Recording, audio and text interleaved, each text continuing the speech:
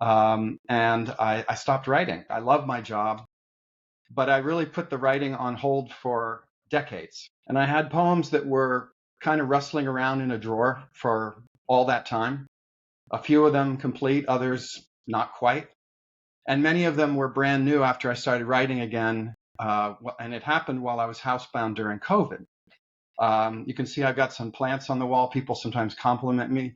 I'm not a green thumb, but that was part of what was happening during COVID, me going crazy here, sitting in this very chair day after day at work, as you know, on Zoom calls all day long. And I kind of just started thinking, I gotta have something else. I have to have something else.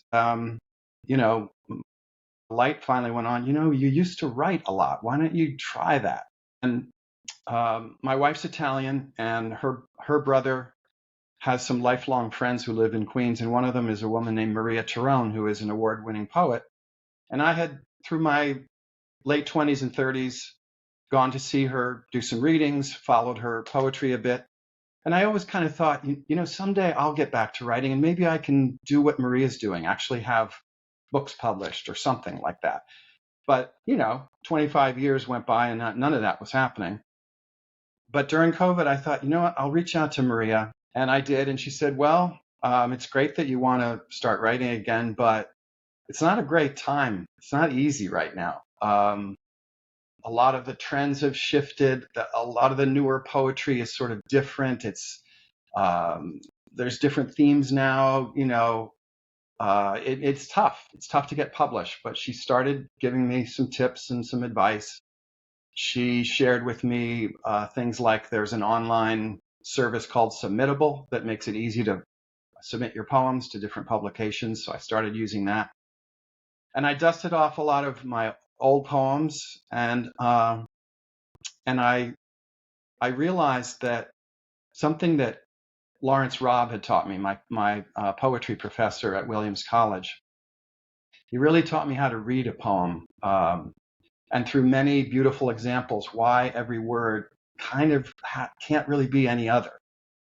And he wrote a piece that was published in those days about how to read a poem, was the title of it. And in my class at Williams, he had shared one of Frost's poems, stopping by woods on a snowy evening. And there's a line in it. There's a line in it about the woods are lovely, comma, dark and deep. And he stopped on that line and he said,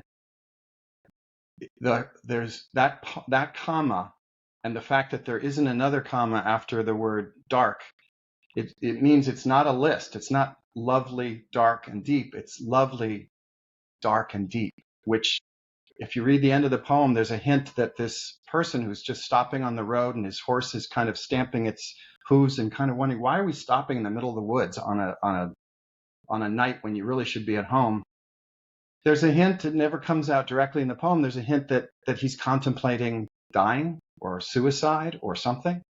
And that line, because the comma is, woods are lovely, dark and deep, gives you the feeling like he's looking out at these woods and contemplating the hereafter or whatever it might be.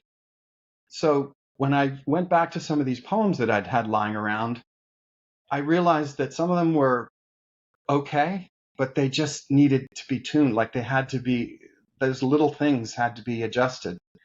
So I started doing that, and then I started submitting, and I got rejected over and over and over again. I must have made 50 submissions over a year and a half when I got back into it and got nothing. But I'm a stubborn guy. I hate to lose at anything or to give up at anything. So I just thought, you know what, damn it, I'm going to keep doing this. I don't care. I'm just going to keep after it. And I kept tinkering with the poems and I kept submitting. And then all of a sudden, I think it was starting around 2021, 2022, I had a poem published. I was like, oh, okay, that's one. And then I got another one. And then I got another one.